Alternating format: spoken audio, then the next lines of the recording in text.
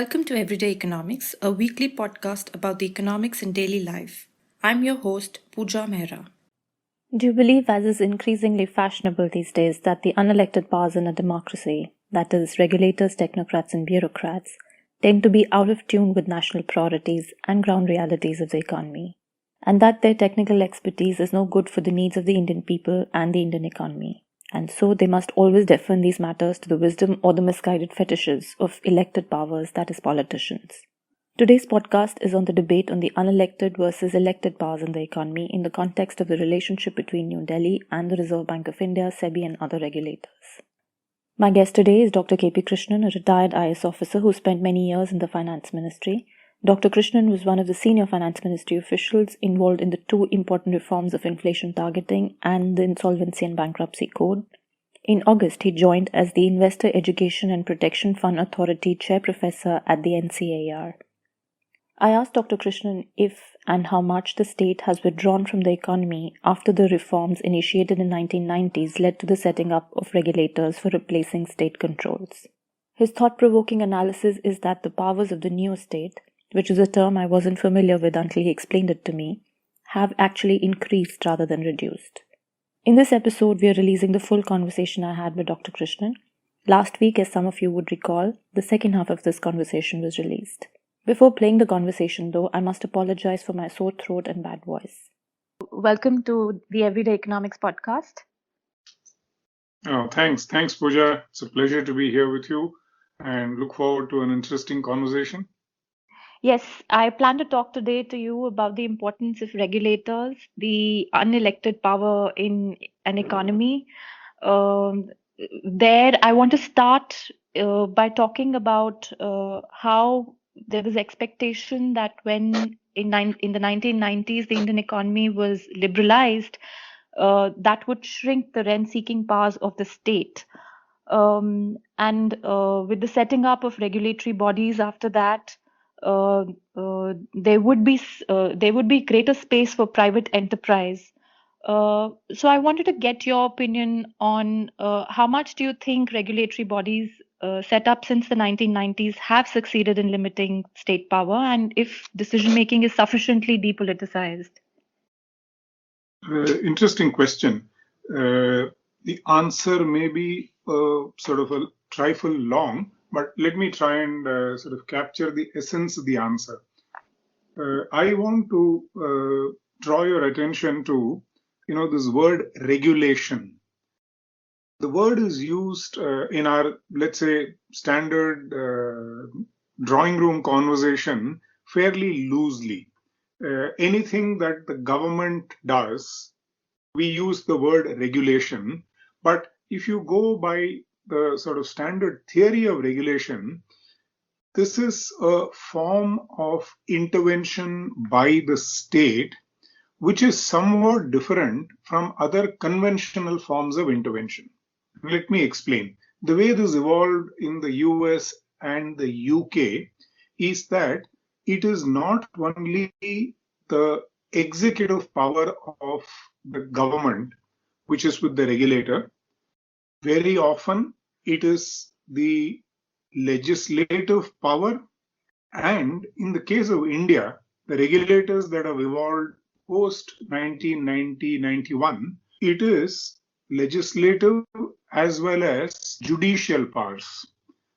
I repeat, we have created agencies that I would prefer to call statutory regulatory agency, SRA, which are an amalgam of legislative power, executive power, and judicial or quasi-judicial power.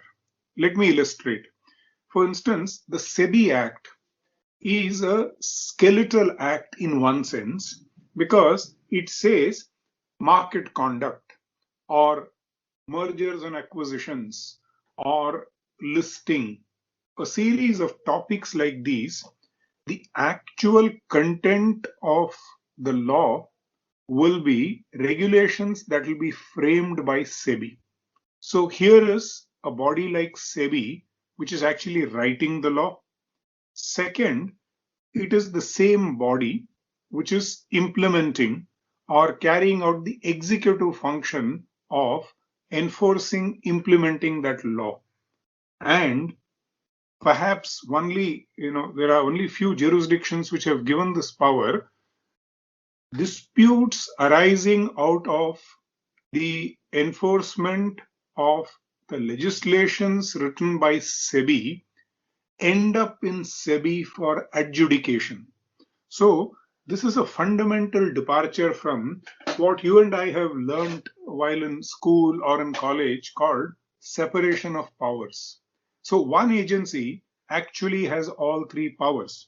So, in the light of this, would you still actually phrase your question the way you phrased it?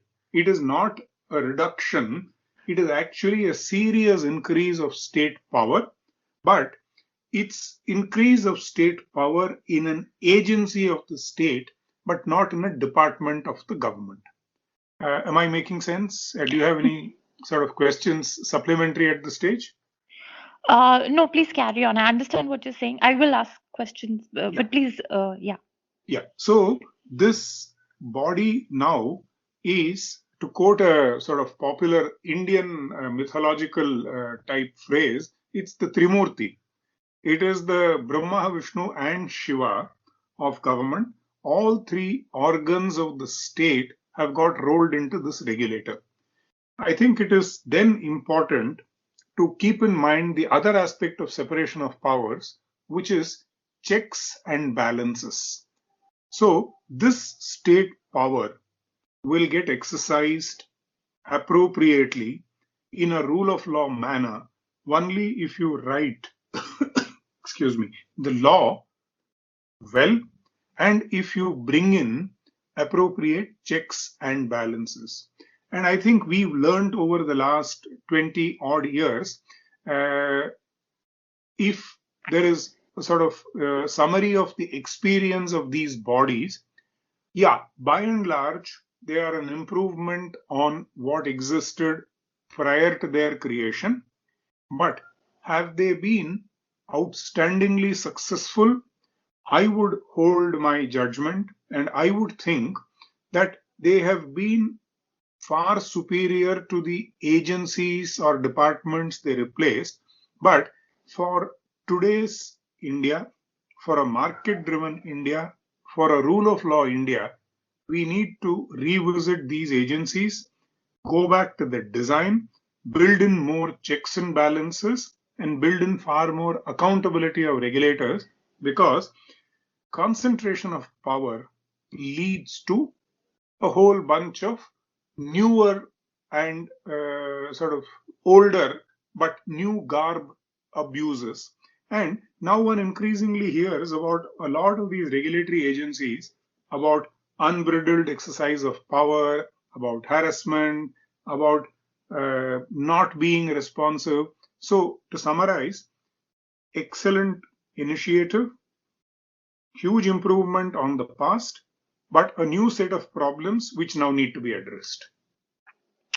I agree, but what you're saying opens into many new issues, which is that are these new regulatory, the setup, is this uh, also sort of a replication of the state, especially because, as you say, they are designed by government departments, but also they are manned by people who are retired IS officers, judges, etc.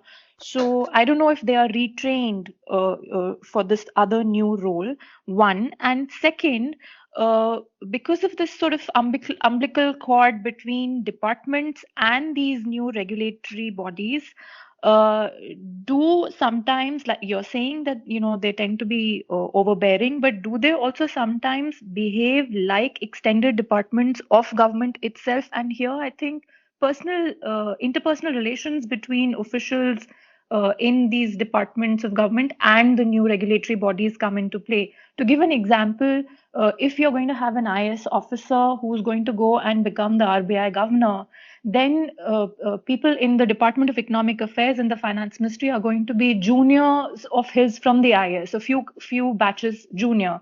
the way they would defer to this governor is never going to be the same in the way they are able to, or they constantly take on a governor who's not from the IAS. Am I right in making this observation? Yeah, you actually saying a couple of things here. Let me start with the first point. You asked if these are actually like the state, that they replaced a department, but are they like the state? Here I want to use this very nice phrase that two of my colleagues in the Ministry of Finance had come up with in one of their articles. Mr. M.S. Sahu, who now chairs the Insolvency Bankruptcy Board of India, and Mr. Gopal, who is now a member of the Securities Appellate Tribunal, they had written a piece, I don't remember which newspaper, it was some 10, 12 years ago, which, they had used a beautiful phrase. They call the regulators the neo-state, Neo dash STATE, the neo-state. And I think that's a very nice way of capturing. The department was only the executive, but the neo state is all of organs of the state. So they have not only displaced the department that they are now sort of discharging the functions of, they have actually displaced in a substantial sense the legislature and the executive, and therefore it's far more powerful than, let's say, the controller of capital issues, which used to be the agency pre 92, and the SEBI. SEBI is a far more powerful entity. So that's part one of the question. The second question is on the personnel or the people who man these agencies. Yeah, you're right. I think a substantial number of regulators tend to come from the government, and typically, most often, they are ex-civil servants and most prominently from the Indian Administrative Service. Now, just as a matter of fact, I think we have one issue that we need to contend with. Say, unlike in the US or in the UK, where there is a far greater involvement of non-civil servants in public policy in various roles. It could be in direct recruitment of middle-level people inside government, or external people coming in and going out of government. There is a lot of movement of non-permanent civil servants into public policy at all levels of government in many of these countries, especially the OECD countries. We don't. I can just interrupt, if I can just Yeah, interrupt here to give examples, for example, of Larry Summers, yeah, in the US, who seamlessly moves from academics to government, exactly. or, Tim Geitzner, who moves from private equity funds to academics to government. So you're right, seamlessly people move with the same skill set across these sort of silos. These function as silos in India.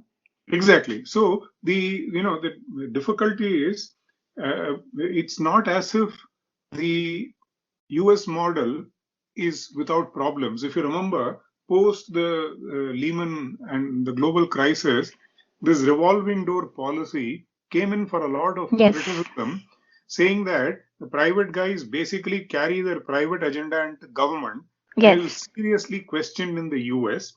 So, but without getting into that part, the point I'm trying to make is, in India, a lot of experience of public policy unfortunately resides with a very small set of people, and that typically happens to be the civil servants, and within that, bulk of them happen to be the IAS, because for a variety of reasons of civil service incentives, mechanisms, postings, transfers, these are the guys who end up with experience of the relevant sectors.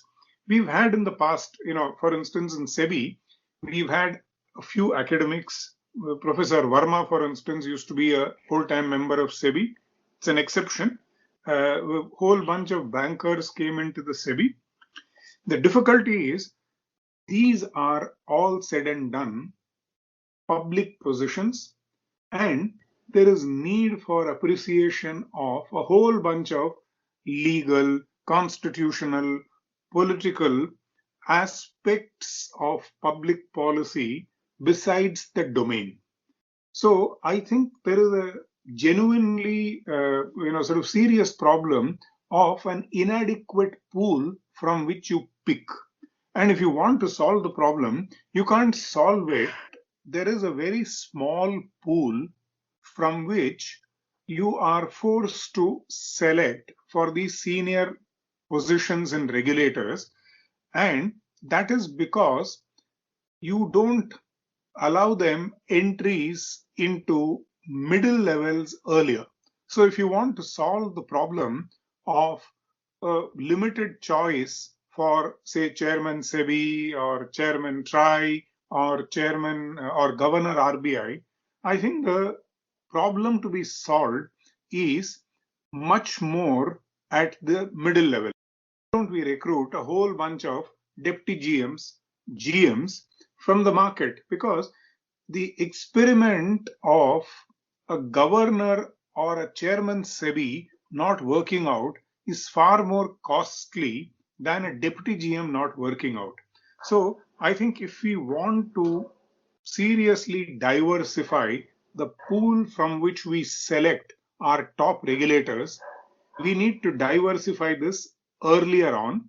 Plus, once an academic, let's say, wants to come into SEBI as chief economist, after 3 years, let's say he goes back or she goes back to teaching, she should have the option to then come back as WTM, go back to academia. But in practice, what has happened is these organizations have also developed their own internal cadres. There is now a hierarchy. So there is huge pushback if you try to bring in an outsider into the SEBI or the RBI. So if these are going to become carbon copies of government in terms of recruitment practices, etc., beyond a point, one needs to ask, have you really achieved very much? Because instead of an IAS bureaucracy inside the Ministry of Finance, you have a SEBI bureaucracy inside the SEBI. And Exactly. is that necessarily superior? I'm not sure. Yes, you will have domain knowledge, but it is not only domain knowledge, because at Chairman SEBI level, you need not only, in fact, you may need to know the minutiae of merger and acquisition rules and regulations, but you are dealing with state capital relations. You are dealing with far, far significant macro issues. So the mindset that is required for somebody to be chairman SEBI is not merely knowledge of securities market legislative detail. You need much more. So I think the problem is something we need to attack at multiple levels. And I think till that is done, this dominance by the only available generalist public policy type person will continue. I have questions about state capital relations, but before I come to that, a quick comment from you on, we hear about capacity constraints in government. If you could just give me an idea of, how large this problem is and how it affects economic policy and growth, if possible, through examples, and why is it not getting addressed? Although we've known about this and we've been talking about this now for more than a decade. I think excellent question. And I will give an example of how, for instance, I directly faced this question and how we tried solving it. Clearly, the India that is sort of emerged post 91, and I'm confining myself to just one sphere, and I'm sure these examples will be valid in other domains and other spheres. India gradually started opening up post 91, and somewhere towards the end of the 90s, we repealed FERA, brought in FEMA, just as an example. We opened up capital markets hugely. We repealed the CCI Act and brought in a SEBI Act. We made huge amendments to the Securities Contract Regulation Act. We made amendments to the FMC Act post 2001-2, when Yashwant Sinha Sahab was FM, introduced commodity derivatives on a large scale. That's Now, forward markets. correct. The then forward markets, I think the act is called the Forward Contracts Regulation Act. It's the old act. It's now repealed. The FCR Act, which created the FMC and regulated the commodity derivatives markets. So all these changes created a demand inside government of knowledge, which is not easy to find. Because, for instance, I'm, let's say, from Karnataka cadre, and even if I have done a long stint in the finance department of the state, which is typically the pool from which you ordinarily typically pick up people for finance ministry type positions in government of India, the experience that I have in the state of handling conventional finance questions is of absolutely no relevance to a lot of the questions that, say, the Department of Economic Affairs has to handle.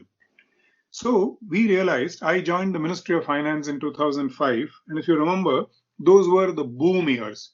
Foreign capital was coming into India from every little gap that you could find, and this was clearly a part of the liquidity that was floating around all over the place. And here we are struggling with what I think you probably refer to it also in your book, what in typical macroeconomics textbooks is called the classic macroeconomic trilemma. It's an open capital account, money is coming in, and you have a central bank which is trying to set monetary policies for India in an autonomous fashion, but you have inherited a regime of foreign exchange management which is formally sort of a semi-floating exchange rate, but at most it could have been called a controlled floating exchange rate, much more a determined exchange rate, much less a market determined exchange rate. Now, in this context, we were struggling on a daily basis. There would be X measure that would be done by SEBI on what used to be called foreign institutional investors, and the consequence would immediately be on something else, the forex market, or on the Reserve Bank of India trying to set rates because liquidity is now going through the roof. And we would be struggling with what are called open macroeconomic questions on a daily basis. And we clearly realized within the Ministry of Finance, we were inadequate to the task. And we went up to Dr. Ashok Lahiri, who was our chief economic advisor, and we said, sir, we need to solve this because clearly we are getting something wrong here and we are constantly firefighting. So an Ashok Lahiri committee got set up by the government and it made a set of recommendations. There was a report that came out. This was on foreign capital flows into India, focusing primarily on the portfolio flows. But one of the important recommendations of the Ashok Lahiri committee was on capacity, the capacity of government, capacity of Ministry of Finance. He said beefing up this capacity is a long-term sort of step. But immediately what we can do is, can we get into a collaboration with a research think tank? And the research think tank or academic institution, let's identify one which has people who are familiar with open macroeconomic questions, finance questions. What will be of interest to them is a series of academic papers because they are academics driven by their own personal set of incentives and personal set of issues that they are interested in.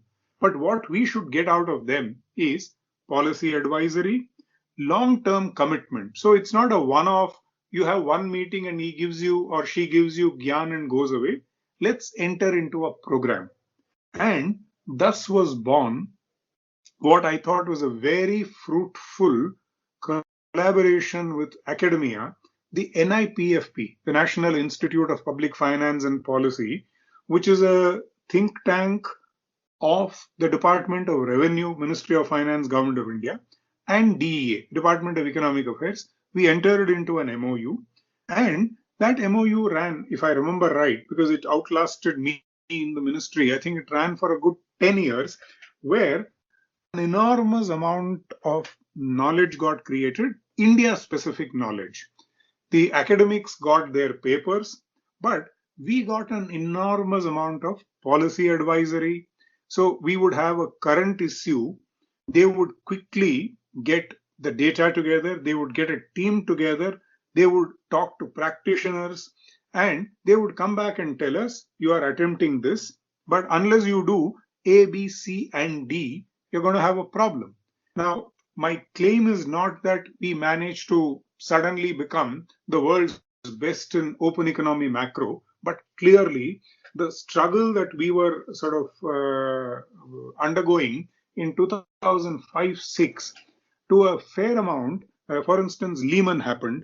The way I think we were able to handle Lehman, it is an excellent Reserve Bank of India, SEBI, Ministry of Finance working in a coordinated manner without getting on each other's toes. A lot of it was because there was a good amount of knowledge creation and it involved all the agencies. So this is my one example of how temporarily we managed to improve our capacity.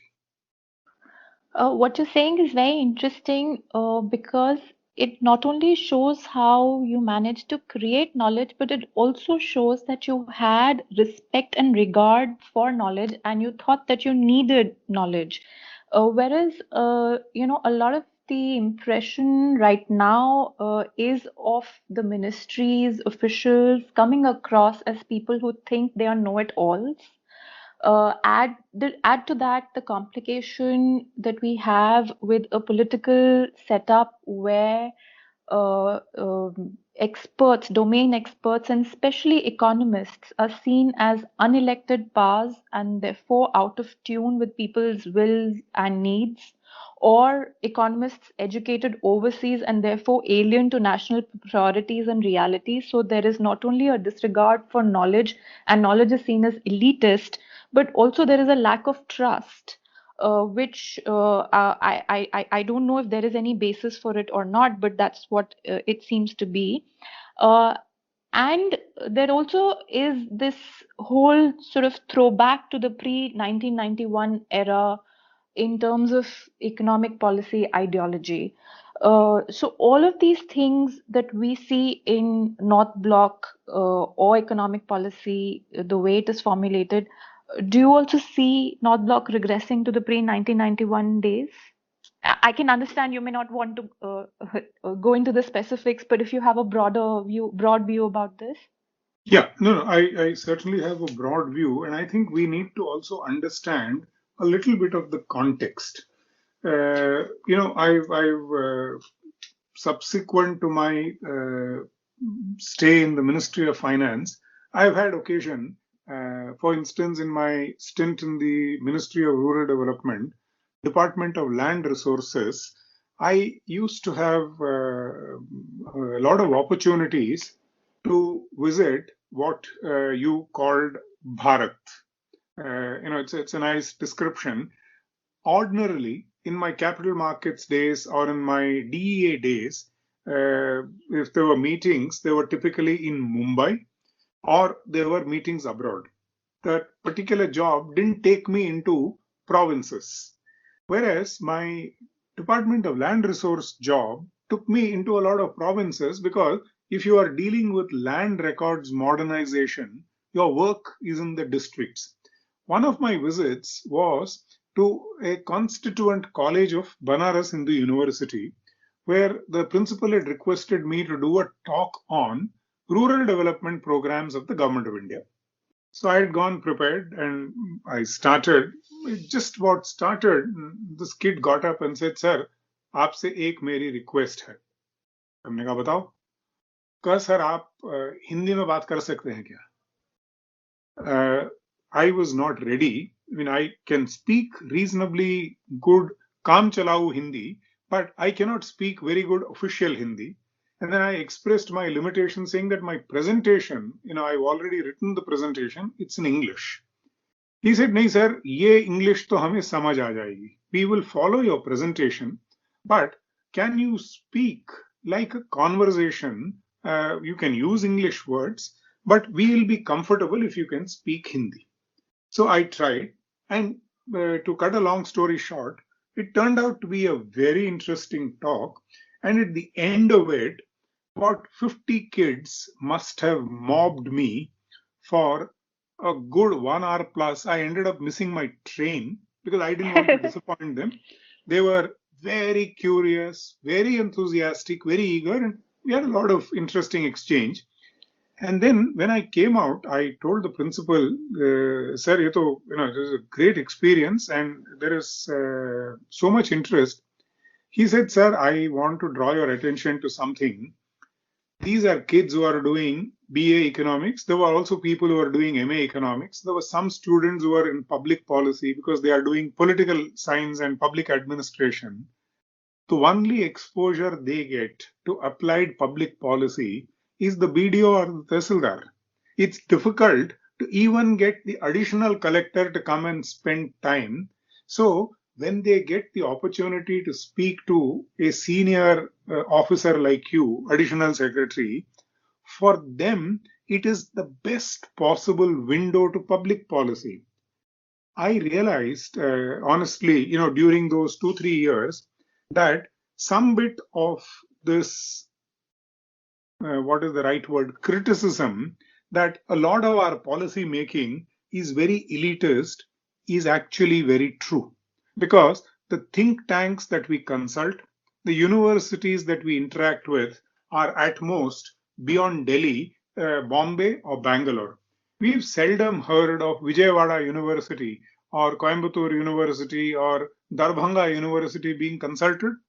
So I think to a large extent, my views on this have evolved post, the stint in the Ministry of Finance.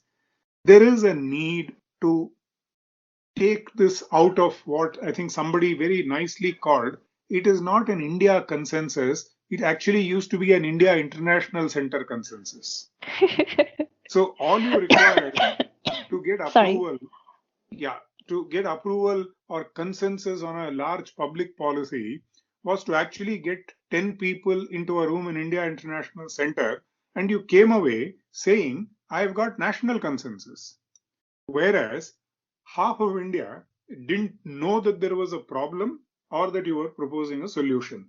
So I am sympathetic to the view that there is need for us to sort of go, what is the right phrase, to go local on this.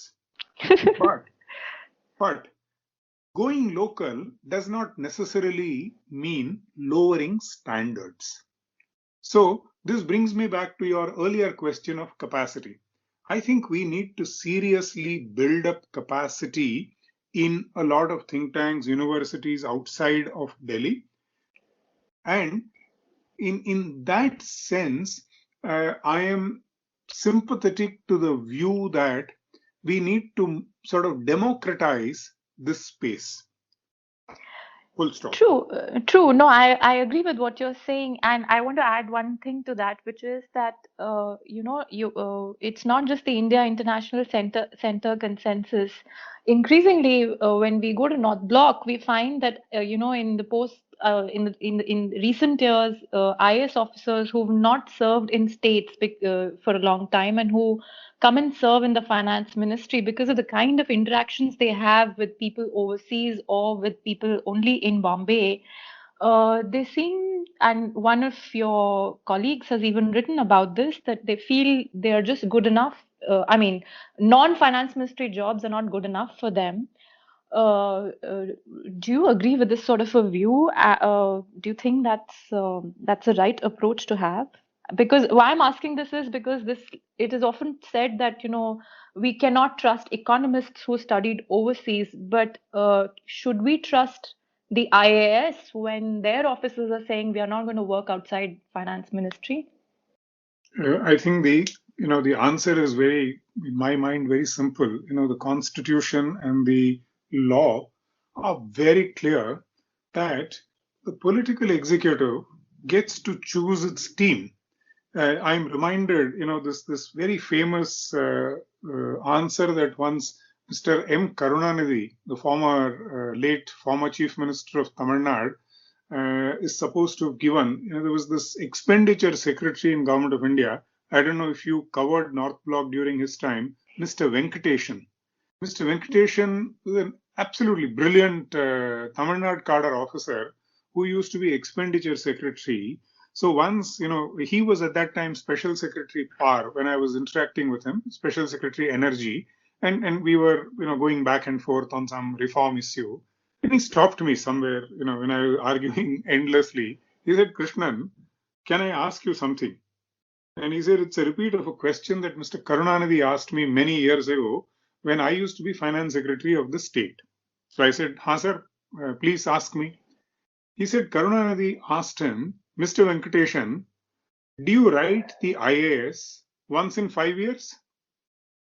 Since Venkateshan was a little nonplussed, he said, no, sir, I wrote the IAS whenever I wrote 1950 or whatever. I got selected. And then I'm here now. He said, remember, Mr. Venkateshan, I have to write my IAS every 5 years. You write it only once, and then for the next 37 years, you pontificate to me. But I have to go back for my IAS interview every 5 years, and hence, on some of these issues, let's be clear. It's a call that I will take. And I think we need to remember this. It's a story, but I think there is a very fundamental message here. I think there are very clear distinctions between the civil service role and the political role. The analytical, the advisory, all of that belongs to me, but resolution of conflicts necessarily belongs to the political executive. Because the moment you are talking about welfare consequences, gains and losses, attaching weights to them, you and I have studied this in economics. This is clearly not a call that an analyst or a civil servant or an advisor can take.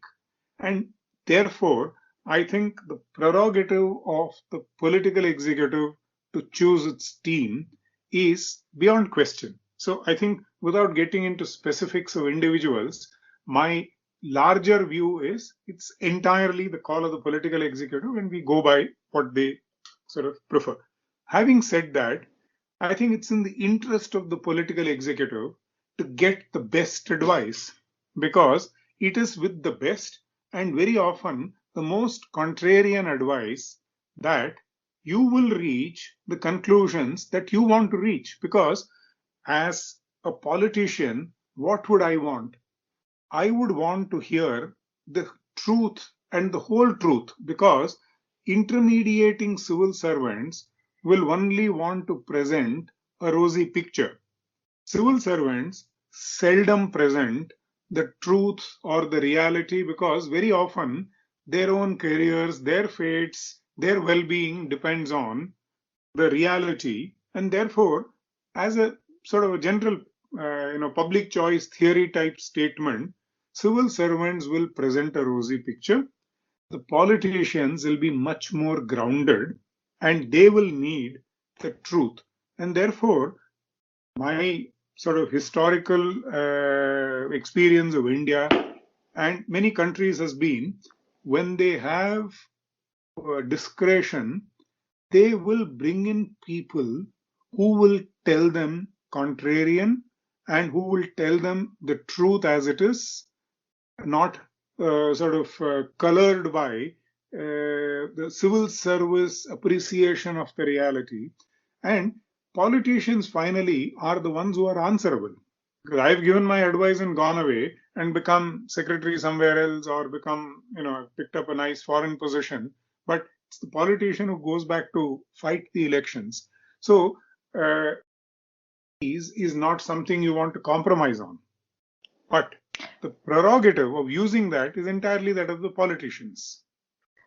That is such a simple point, and I don't understand why politicians don't get it. That knowledge is power, and you get to decide how to use that knowledge. But do not stop knowledge But from getting I created. sorry to interrupt you, but my own experience of politics, and I've spent what 36 and a half, 37 years in the government.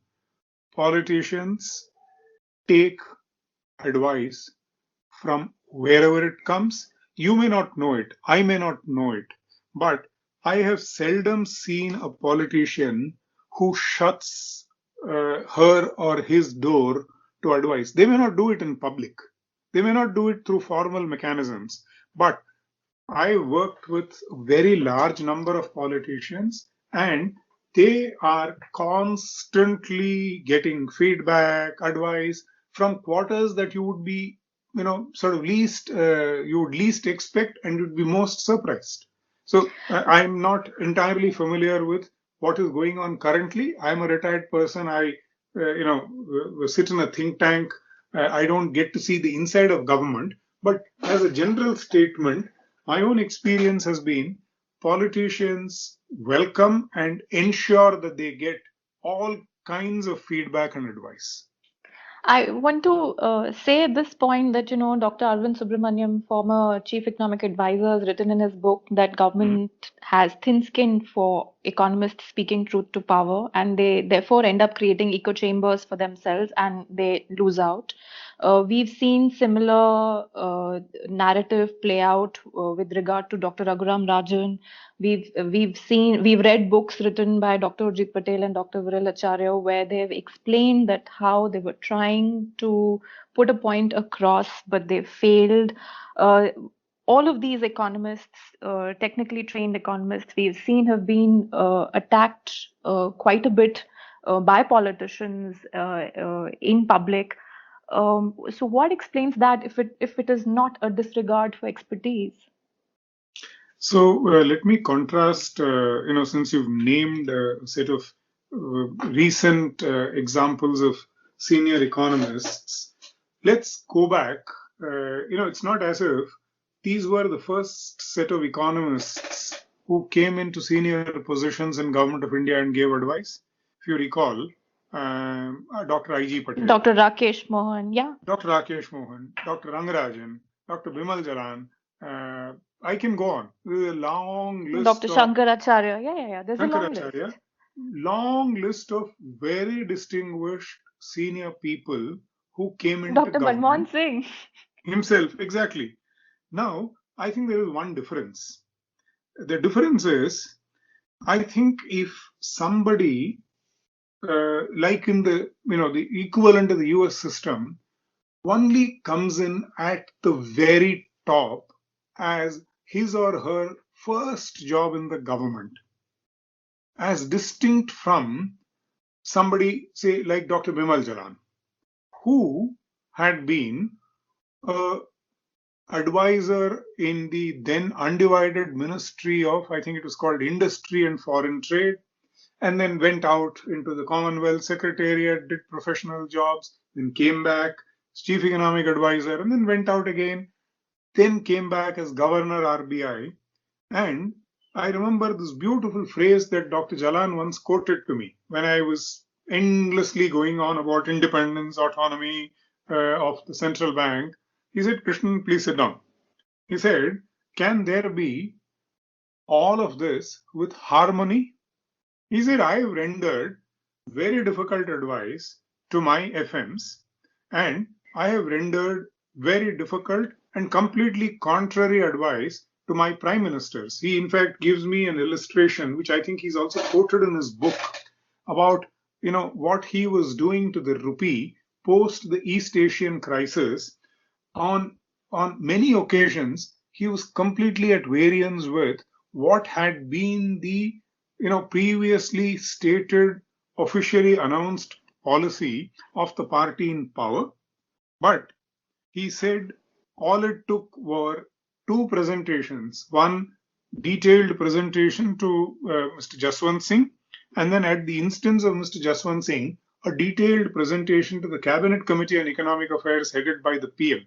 Cabinet Committee on Political Affairs or Economic Affairs, I don't remember, to the PM, where he presented the exact opposite of what this government had been saying till then. And he says he came out with a complete consensus. Now, Dr. Rangarajan likewise has been in public policy, and I have worked with him directly. I was secretary of the Economic Advisory Council, of which he was the chair. I have seen them work. Dr. Rangarajan had many points where he had disagreements with the FM, he had disagreements with the PM, but they would nicely sit, have a conversation, resolve, and move forward. Not that on every point there was agreement. So, my own reading, and my reading is with some of the more senior people I have directly worked. With some of the names that you've now mentioned, I have not worked with all of them. I have briefly worked with Dr. Rajan. We overlapped I in Ministry of Finance, he in the RBI for a very short period. With the rest of them, I didn't have the opportunity to work professionally, but I've known all of them because they've been around in the system for long. My own reading is the more senior people that I'm mentioning had a lot of experience of handling the politics of policy making and the politics of economic management. And they knew how to steer difficult but necessary policies through government. And they didn't necessarily do all these debates in public. And yet they got some of the serious changes that the Indian economy saw were during the regime of these people. And these people steered all of these through equally difficult political environment, hostile parliaments very often, and governments where half of the cabinet was in disagreement with them. So it's not as if India has not done it. So given these two contrasting experiences, my own sort of very quick, maybe preliminary conclusion is prior experience of working in government, in political setup, tends to be very useful. Whereas if you come suddenly at the very top, then I think your own lack of experience of the Indian setup, lack of networks, all of these I think begin to tell on your effectiveness. This is my quick reading of what I think requires more in-depth study, but my quick reading of the situation. No, I think you're right, and it also goes back to the same point you made of building capacities in government and regulators, where you said that domain expertise should be inducted at lower levels so that they can rise through the system and get themselves acquainted with how it functions.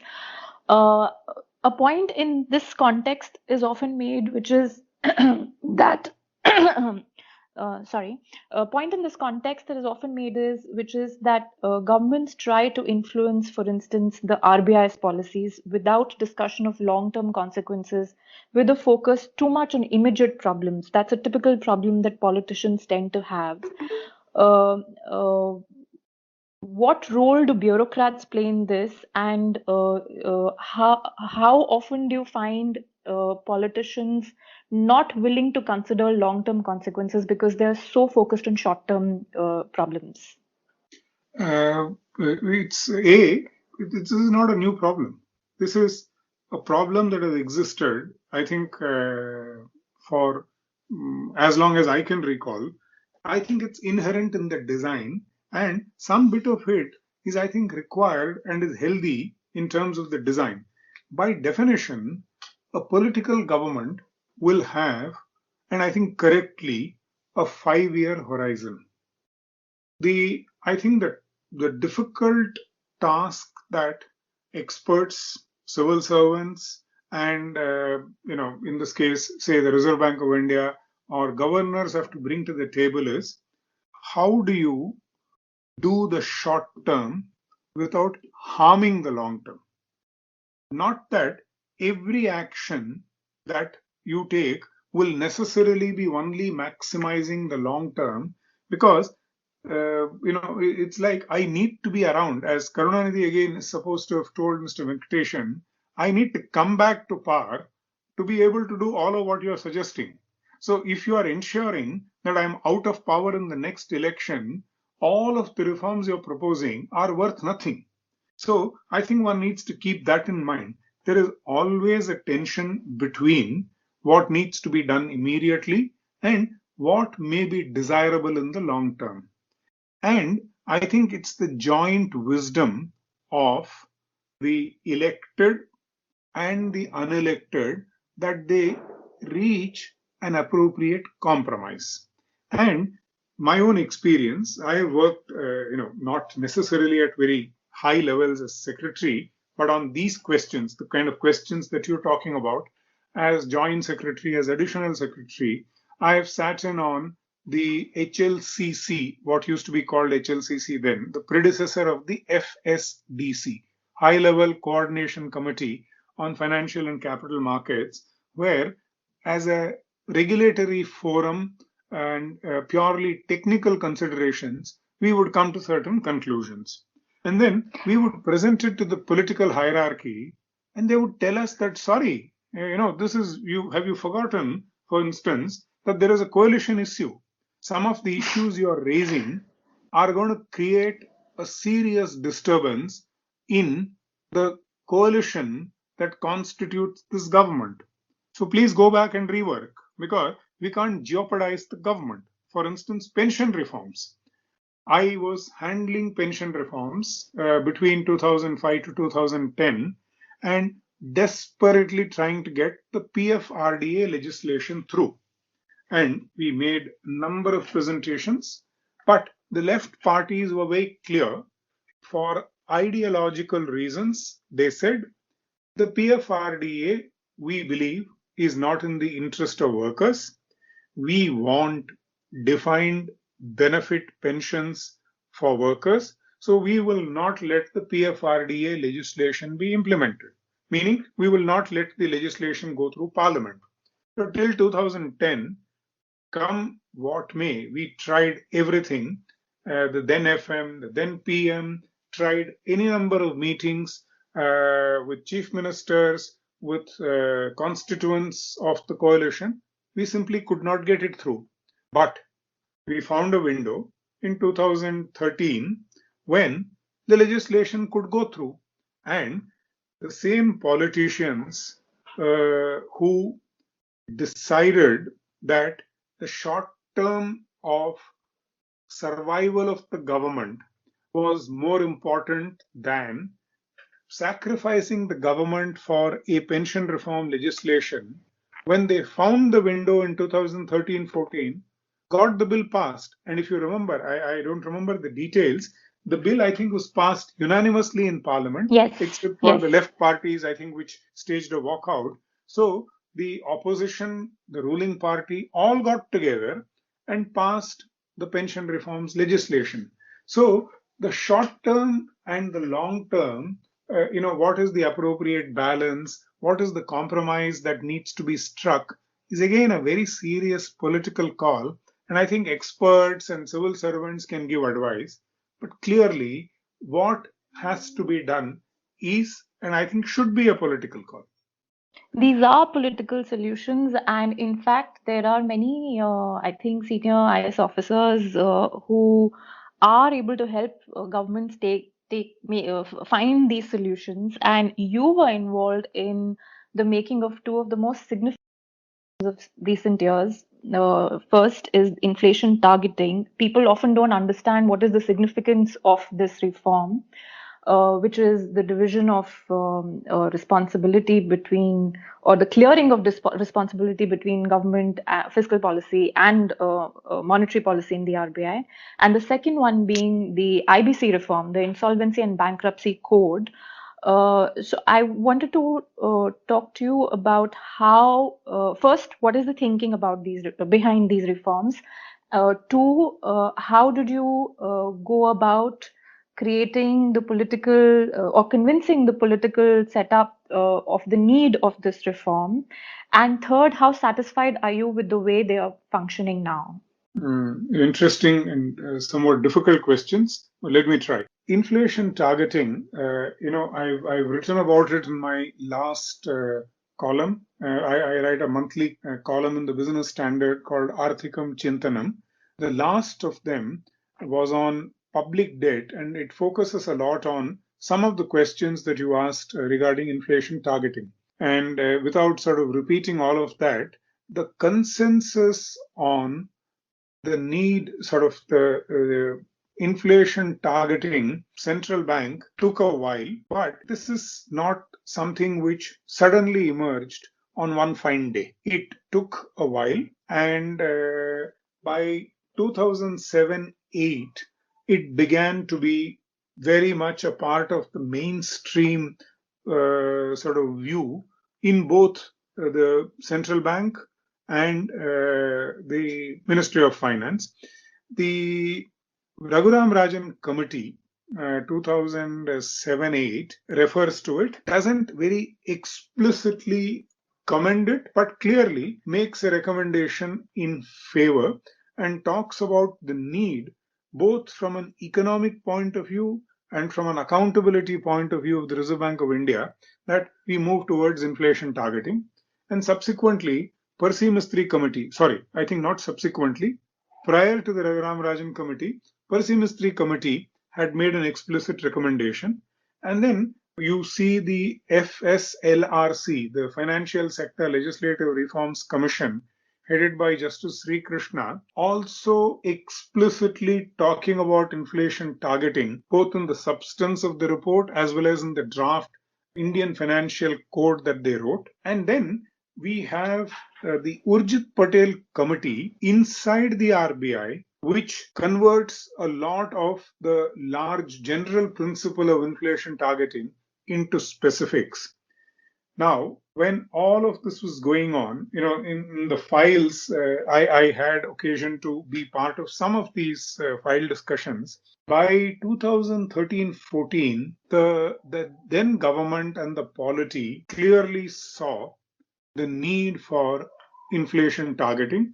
The country was already witness to a serious bout of inflation in the 3 years preceding, the times that I'm talking about. So the idea that the Reserve Bank of India should become an inflation targeting central bank began to be processed formally on file in 2013-14, and the back and forth was on inflation targeting, but with what kind of role on growth, and number of meetings at the level of the PM, and then some sort of formulations were agreed upon and which were on file. But the government decided, and I think very wisely, that a government in its last few months should not be announcing such a major, transformational reform. Do all the technical work, get approvals on file, but keep it on file. Once the elections are over, the new government is the appropriate government to take the final call. And I was lucky in 2014 when the new government came, when we were doing the pre-budget discussions, the then FM, Mr. Arun Jaitley, took a briefing on this. He took exactly 2 briefings, 30 minutes each. At the end of it, he said, I am convinced. I'll come back and tell you. And he had, I think, a conversation with the Honorable PM and came back and said, put it in my budget speech. That's how quickly he took What did the you call. what did you say to him for him to understand the importance of inflation targeting? And this is especially important because a lot of people, we have a lot of inflation targeting atheists right now in this country. Yeah, so the conversation with Mr. Arun Jaitley Sahab understood all of these issues, at an intuitive level as well as a political level, extremely well. He only asked me, I still remember, this interesting question. He said, "Yeah, मैंने file पढ़ लिया है. Please don't repeat everything in the file. I have gone through this file in great detail. I have seen the notings of the then FM and the then PM, And, it's a very weighty file in terms of the arguments. Please explain what is the inflation, what is the words he used? I want to understand the monetary policy framework. What do you mean by this jargon? So, Dr. Arvind Mayaram, the finance secretary, and I, we spent a little time with him explaining, quote unquote, this jargon. Then he said, great. What is the inflation targeting formulation that you're proposing?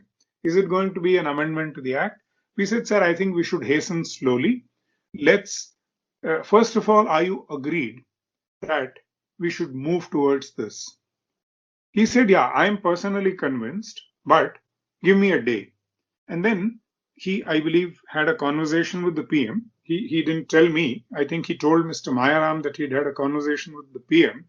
And he said the PM is completely convinced that inflation hurts the poor far more than it hurts the non-poor.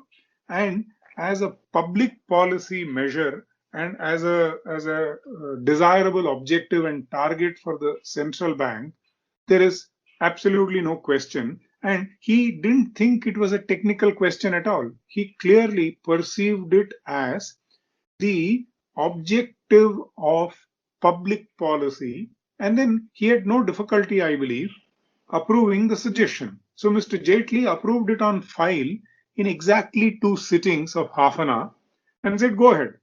How are you planning to? Did he not ask you what a lot of economists in fact ask today, which is how can the RBI be expected to control the prices of onions? So he actually had read the file, because in the file there were detailed explanations about energy, food, etc., which are not, quote unquote, influenced by RBI policies. What is therefore the role of the RBI in controlling these prices? So, very learned discussions in the file. I'm trying to remember. I think a lot of the notings were by Ila Patnaik, who was then principal economic advisor. And I'm trying to remember, was it Dr. Arvind Virmani who was the CEA? I can't recall, because for a while, I think there was no CEA. no Dr. CEA. Arvind Yeah, Subramanian joined later. correct. I think there was a gap. Yeah, correct. Dr. Were Mayaram there actually notings from the technically, RBI, perhaps? no. Actually, the file notings in our Ministry of Finance files, Dr. Arvind Mayaram was holding charge as CEA. We had no CEA. Okay. So a Okay. lot of the technical notings were by Dr. Ila Patnaik, and there were exchange of correspondence with the RBI. But the argument about anchoring inflationary expectations and the role of the RBI in anchoring inflationary expectations is what convinced the then government and what convinced the Arun Jaitley FM led sort of the part of the economic policy setup that Mr. Arun Jaitley led. So he had gone through the file, and Ela was still there. In fact, in one of the meetings, Ela, I, and Dr. Mayaram spent a little time, and Mr. Arun Jaitley again, I think, took all of 5-10 minutes to understand the round 1 and round 2 impact of price rise. And it didn't take, and Mr. Arun Jaitley was always this very intuitive, quick understanding of the underlying without getting needlessly caught up in far too much technical detail. And he Yeah, caught the point. Sorry? I think a lot of people don't understand. People think inflation can only be supply side or demand side, but they don't understand that how inflation from food can spill over into non-food purely through Exactly. expectations. I think that part, a lot of people don't understand. I think that is what sort of needs to be understood when we talk about inflation and inflation targeting in India. Exactly. So round 1 may not be caused by, quote unquote, policies that are in the RBI's control, but the spillover and round two, etc., are entirely to be controlled only by RBI instruments was something Mr. Arun Jaitley understood in exactly, I think, 2 minutes. And then he said, "Ho gaya bahas, ab jao, go and write the, ab Angrezi likho." I remember what he said. Ab ja karke Not only Angrezi. that, he also had a way, probably, of explaining what he had picked up from you to the Prime Minister, and Prime Minister was persuaded. I don't Precisely. know how many ministers do that, and probably that's what is required when where reforms are concerned. I think you hit the nail on the head, because this political communication that needs to be done of translating technical economics into what matters for people is the unique skill of experienced, wise, senior politicians. And Mr. Arun Jaitley was a master at this. So I'm sure he must have translated all that we gave him, over these innumerable meetings into excellent summaries conveyed in appropriate political economy language, that he came back with the decision in exactly one day, and it came into his budget speech of 2014. And then we followed that path, namely initially an MOU and then subsequently an amendment to the act. I left the Ministry of Finance in October of 2014. A lot of the other action actually followed after I left, but I think it entirely sort of went on the lines that had been agreed upon in file when I was still there. And touchwood, I'm glad it's still holding. Though I read your piece this morning, and I think we need to guard against all these attacks on inflation targeting has not worked, therefore it should be junked. No, It should inflation be targeting strengthened. exactly needs to be strengthened. It has to be made to work, because I'm convinced, and I'm sure politicians know this even better than I, nothing hurts the poor more than inflation, and not controlling inflation is not only economically hurtful, but I think it's politically suicidal. So I'm convinced that the the politicians won't allow this to be undone so easily. But I think a whole bunch of others, and I concede this point, there are others who argue that for a developing country like ours, uh, growth is equally important, etc., etc. I'm personally convinced that the theoretical arguments for correct, serious inflation targeting, even for a developing country like India, is absolutely sound. And the best contribution that the RBI makes to the growth and development of India is to keep inflation in check, so that everything else, private sector behavior, investment, market development, all takes place in a peaceful, non inflationary environment. So that's their contribution to growth. Contribution to growth doesn't have to necessarily come in some other more muscular form. This is, I think, the most significant way in which the central bank contributes to growth. Whereas inflation targeting for a good communicator would have been easy to explain in terms of its importance for voters, to a prime minister, for a finance minister, but the insolvency and bankruptcy code did not have that advantage, and yet the difficult decision was taken.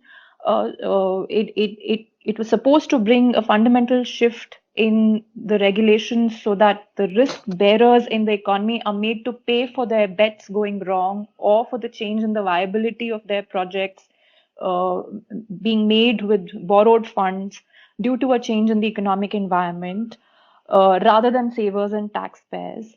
But as Dr. Urjit Patel and Dr. Viral Acharya write in their recent books, the political will that had ensured that the IBC was being rolled out seems to have weakened after 2016. What do you think is the reason for this? And if you could also give the So, backstory for the IBC. IBC, though, when do yeah, I think in my first of the Arthikam Chintanams, I sort of very briefly trace the evolution of the IBC journey. Some of this work actually started in the late 90s. There was a Raghuram Rajan working group which went into Sarafesi and those legislations. So it took a while, but I think we can cut that story out. Serious IBC work is post 2014. There were, I think, a number of experiments in dealing with IBC, etc., and the sort of the sharp focus of the ease of doing business ranking on enforcement of contracts, resolving bankruptcy, etc., added a certain urgency to it. So 2013, etc., some work had begun, but I think serious work on IBC is the budget announcement of 2014. And if you remember, the original announcement was a what is it? I think the word was a friendly, facilitative framework for MSMEs. The original budget announcement of Mr. Jaitley in 2014 was not a general announcement. It was an announcement which focused on MSMEs. And suddenly one day, we got a call and a letter from the Department of MSME saying that you've transferred this paragraph to us. We didn't propose this paragraph. Somebody in the Ministry of Finance proposed this paragraph in the budget speech. So we are not going to implement it. Fine. So I took the file to Mr. Mayaram, and Mr. Mayaram and I went to Mr. Jaitley. Mr. Jaitley looked at it and said, "Ha." So then he looked at me and said, "Pre-budget, you were pushing for a general IBC. You've now got the opportunity." The decision pre-budget, Mr. Jaitley felt a general IBC decision would be politically not easy. So he said, let's start with MSMEs. But because of a very peculiar sort of bureaucratic pushback, we now had a great agenda. Jaitley said, look, MSME has formally written back to you saying they're not willing to handle it. Are you willing to handle it? I said, yeah, we are willing to handle it, sir. And in less than, I think, a month, we constituted the T.K. Vishwanathan committee. This is Mr. Vishwanathan, who used to be Law Secretary of India, who used to be Secretary General of the Lok Sabha, very experienced, very wise lawyer, who's also a very serious scholar. He used to be a law teacher in the Madras Law College. He's done an LLM, so I had a very nice academic sort of side to him. He chaired and I think he was the law secretary when Mr. Jaitley was the law minister in the Vajpayee government. Exactly. Yeah. And they had worked together earlier. Famously, and we mistakenly genuinely had a lot of confidence in the wisdom and the sort of drafting abilities and the legal knowledge of Mr. Vishwanathan. Mr. Vishwanathan chaired the committee. I was appointed as member of the committee, and then we got going. The work got completed. The entire work got completed after I left. So a substantive part of the report, not the legislation, but the report had got done before I left in October. The actual drafting of the IBC was also to be done by the committee. That took place much after I left, but it is I think, a reform whose time had come, because if you remember, this was also a time when NPAs were already beginning to rise dangerously, and there was already a lot of criticism, and I think a fair amount of that criticism was very valid criticism of promoters. I think the words used were crony capitalism, but it was essentially promoters and what used to be said about the post-Lehman world, socializing losses, privatizing gains. So any upside of an enterprise belongs to the promoter. Any downside would be on the hapless public sector banks of India or on other debtors. So clearly, there was already, I think, a strong political sort of sense against this. So when the IBC idea was mooted, I think the politics of India, thanks to what had happened in the previous maybe 5, 10 years, was already, I think, ripe for accepting a far reaching reform like the IBC. And I think the rest is history. It went through very quickly. It was a well written code. It took a while to get the implementation going because it the law mandated the creation of a whole set of new institutions. And I think that's where typically India needs to now do a little more. It's easy to legislate on creation of a set of tribunals. It's easy to legislate on, easy when I say, I mean relatively easy, to announce the creation of an IBBI or an information utility.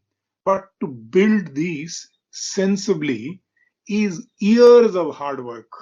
So we had proposed, in the FSLRC, we had said that when you propose the creation of an agency, before you take the legislation to Parliament, you should spend an year effectively doing all the groundwork for creating the agency. Choose the people, choose the real estate, choose the computer systems, actually spend a lot of time on the detail, do a task force which effectively recruits, creates the agency, except the formal notification of the agency and the personnel. Everything should precede it because once you pass the law, expectations of people are, yes, tomorrow morning there will be an IBBI. Day after tomorrow, I'll be able to go and file a case before NCLT and maybe take an appeal to NCLAT. But half of the NCLTs couldn't find office space for the next 6 months. So I think the implementation question, and it also takes us to the first question or the second question that you asked about state capacity. When you're creating a whole new ecosystem, you need to invest seriously in creating state capacity.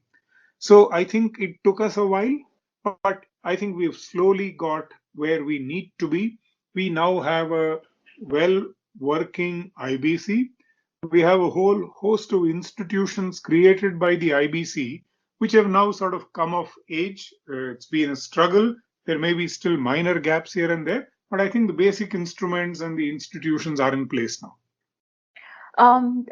This has been a great conversation. My last question for today is that you're saying there are minor gaps, but Dr. Urjit Patel and Dr. Viral Acharya have written that actually, while all of this is definitely a factor, the additional factor is which is what created the original NPA problem, is that the central government tries to establish a fiscal dominance over the financial sector, and it's able to do that because it owns more than half the financial sector, not only banks but also other intermediaries in the financial markets such as the insurance companies, etc. And it also sort of has a huge control over financial regulation. And people often blame banks, capitalism, lack of regulation when they talk about the subprime crisis and the global financial crisis. But people forget that the subprime problem actually happened because there was a social, political angle to it. Although subprime loans were pushed because politicians were also interested in tackling the inequality issue. Similarly, in India, when governments are not able to spend in times of low growth, they push banks to lend more, and then a lot of unviable, uneconomic lending takes place. This, they say, is a big problem, and they say that this problem is going to lead to, it already is weakening the IBC. This sort of brings me back to the whole question of the finance ministry, their understanding of problems, and the political incentives. Uh, do you agree with this analysis? I think in terms of the broad picture analysis, I think both Dr. Patel and Dr. Acharya are right. Clearly, if a substantial part of the financial system is owned by the government, then I think there are inherent conflicts which will keep playing out. It's like going back to my 2005 example. When you had this huge surge of capital flows, you had to remember that macroeconomics tells you that there is something called the impossible trinity. No, you can't claim that I am a superman or a superwoman who is going to be able to do what no one has been able to do, namely, actually beat the impossible trinity. It's simply not possible. The laws of economics do not allow you to beat the impossible trinity. But Likewise, a lot of people in India, and I'm not just talking about the Swadeshi Jagran Manch, I'm talking about a lot of economists, a lot of students of economics. They believe India is some unique economy where these laws don't apply. yeah, I've often heard this, and I used to mockingly say that somewhere near Kanyakumari, where Indian Ocean sort of touches the land, Indian land, there is a board which says all laws of economics stop working here. From here onwards, we have our own laws of economics. And I think we've discovered over the last 25 years that this is complete nonsense. This is not the case. Human beings the world over typically respond in a particular manner to economic incentives. Yes, these are certainly moderated, influenced by cultural, historical, sociological factors, not in dispute at all. But the fundamental laws of micro and macroeconomics work, I think, as brutally, as relentlessly in India as they work in any part of the world. And I think the sooner we realize it, the sooner we recognize it, the better it is for us. With that sort of very broad statement, I do not disagree with the point of fiscal dominance of the Indian system. The fiscal dominance of the fiscal dominance in the financial system, and I think by as a consequence, there is a temptation for every elected political government in India to use the instrumentalities of the financial system for fulfilling fiscal objectives. And the answer then to solve, and if you again recall, my third column, the column on public debt, takes off from exactly where Urjit and Viral left and talks about one of the major conflicts, for instance, in fiscal dominance, is the central bank playing the role of the debt manager. There is an excellent piece in yesterday's Mint, I think by Aparna Iyer, which talks about what is happening to the bond market. It doesn't explicitly talk about the conflict that is inherent when the central bank manages public debt. So the point is, there is a whole bunch of financial sector reforms that India has done, but there is an equally large set of financial sector reforms that India has yet to do. And I think we need to get into that agenda seriously. And one way that the IBC needs to be allowed to work is institutions that are subject to IBC need to work in a manner that are expected of institutions. Whereas the moment there is government ownership, and in the light of what has recently been the experience of banks in India, it is very, I think, unlikely that any public financial institution will take rational decisions on haircuts, on loans that it has made. Because the consequences for a public financial institution of these decisions is not economic, but they are in terms of criminal law, in terms of prosecution. And I think till they are public institutions, this is not something you can avoid. Because in public institutions, it is very difficult to explain why an asset of 100 rupees is being sold off for 8 rupees. Whereas it is much easier to explain this to a board and a set of private sector shareholders. So I think a lot of these modern instruments of capitalism, like the IBC, do not sit well with strong public sector ownership. So I think our next generation set of reforms will need to seriously focus on this and resolve these conflicts at their root. You can't do tinkering, you can't do cosmetic solutions for these problems. These problems require serious, fundamental surgery. And I think sooner or later, we will see action on these kinds of issues. Thank you so much. Thank you so much for talking to me for almost an hour and a half and answering all of my questions.